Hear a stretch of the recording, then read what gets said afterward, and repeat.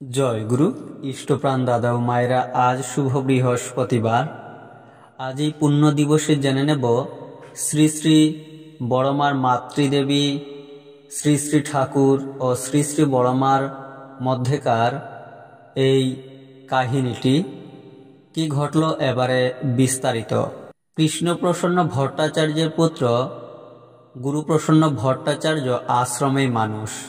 উনার দেখা শ্রী শ্রী বড়মা ও বড়মার মাতৃদেবীর সম্পর্কিত একটি ঘটনা গুরুপ্রসন্ন ভট্টাচার্য লিখলেন।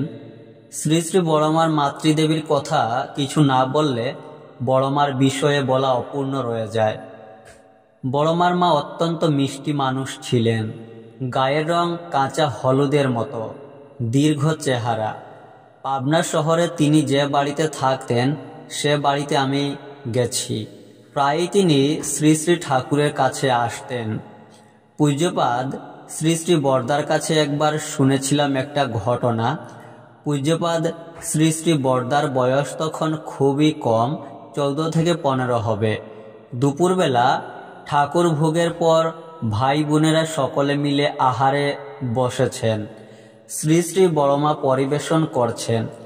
এমন সময়ে শ্রী শ্রী ঠাকুরের হাঁটার আওয়াজ এলো। এদিকেই আসছেন। এমন সময়ে তিনি সচরাচর এদিকে আসেন না। ঠিক এর কিছুক্ষণ পূর্বেই শ্রী শ্রী ঠাকুরের শাশুড়ি মাতা এসে পৌঁছেছেন। শাশুড়ি মাতা তাঁর জামাতাকে দেখে বললেন, বাবা, শুনলাম তুমি বিশেষ কাজে জনে জনের কাছে 10 টাকা করে নিচ্ছ, আমার কাছ থেকেও যদি নাও।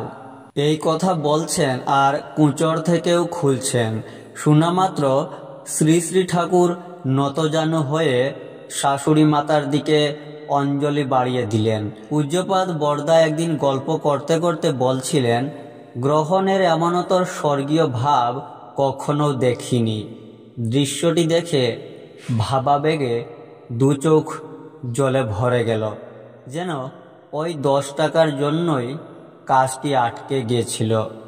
অন্তর্যামী তিনি ঠিক সময়ে এসে শাশুড়ির দেওয়া অর্ঘ্য গ্রহণ করেই চলে গেলেন। জয় গুরু।